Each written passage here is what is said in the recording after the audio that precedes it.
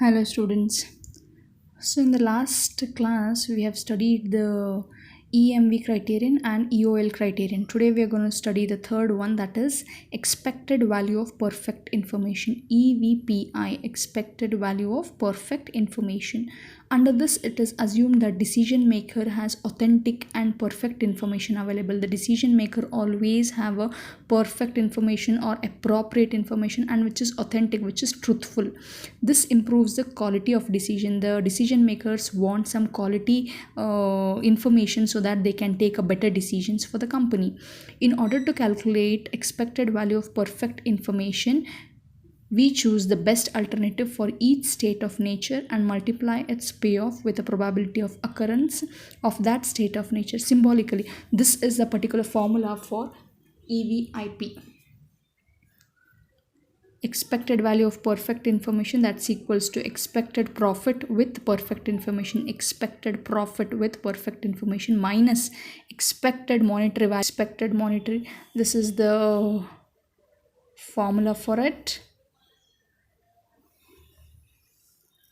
Expected profit with perfect information minus expected monetary value of optimal act. This is EPPI minus EMV. We have studied this EMV, that's equals to minimum EOL. We get minimum EOL. The whatever answer we get here, EVIP, whatever answer we get, that's also equal to EOL. That we'll see in our example problems. So how we can EMV we have already seen in the first criterion, that's the formula, where expected profit with perfect information, EPPI, the formula is best outcome for first event into probability of first event. Best outcome of first event into probability of first event plus best outcome for second event into probability of second event. It goes on till best outcome for last event into probability of last event. If there are 10 events, you have to calculate for 10 events. If there are 5 events, you have to calculate for 5 events. 1, 2 till 5. So I have given the best outcome for last event into probability of last event. So this is a particular formula to calculate the expected profit with perfect information. When we get this solution, we have to put in this expected profit for perfect information. EMV, how we have calculated for the same thing. From the first criteria, how we have calculated the same procedure. When we minus EPPI minus EMV, we are going to get expected value of perfect information. So let's see the problem now. The problem we are going to take is the same newspaper problem. What we have discussed for EMV and EOL. What you have to do here, first find the expected profit for perfect information, EPPI we have to find out. For this, construct conditional. To calculate EPPI, we need to construct conditional profit table under certainty. Under certainty, the boy would stock copies required that day. For a sale of 10 copies, he would stock 10 copies and realize a profit of rupees 20. This can be shown. The conditional table we have calculated in our EMV process. The same thing, conditional profit table under certainty. We have got this. That day we had marked it.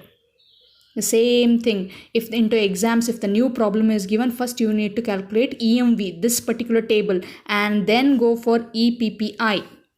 How we have to calculate EPPI now? First calculate the conditional profit table. When we get this, next is the EPPI calculation. The expected profit under perfect information now can be computed. Expected profit table with perfect information in rupees. First column and number of copies. How many? 10 to 14. 10 to 14 were the demand. Conditional profit under certainty. How we are going to get this particular loop? 20, 22, 24, 26, 28. Same thing, copy here. Probability of demand. Whatever the probability was given in the question, the same thing. This is column number 1, column number 2, column number 3. What is column number 4? Expected profit with perfect information, EPPI. EPPI. 2 into 3. What is the 2 into 3? Column 2 into column 3. 20 into 0.10 gives us 2.0. 22.20 gives us 4.8. 26.25 gives us 6.5. 28 into 0.30 gives us 8.4. Add all this gives us, add all this gives us EPPI, that is 25.00.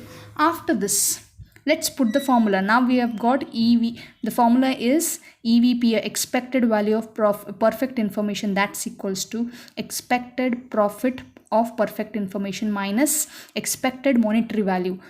EPPI, what we have got, 25.00, that is 25, minus EMV, what we have calculated for the ANR first criterion, the same value what we have calculated for first table or first criterion EMV calculation, that we have got as 22.20. If we minus this, we are going to get as 2.75.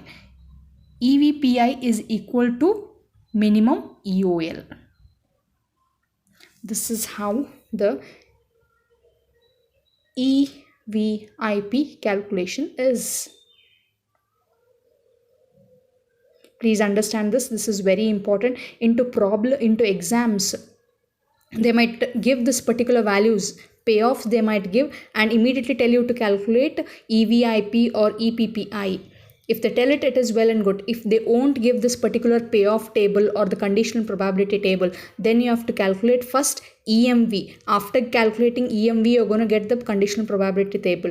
Depending on this, you have to calculate EPPI. Depending on the EPPI calculation, you have to calculate the EVIP calculation. This is the whole and sole procedure of it. So this EMV, EOL, EVIP, EVPI, EMV, EOL, EVPI is the, it is all over linked. It is all over dependent to one each other. Please make it sure, please make it, understand it properly. If any doubts, please revert me back.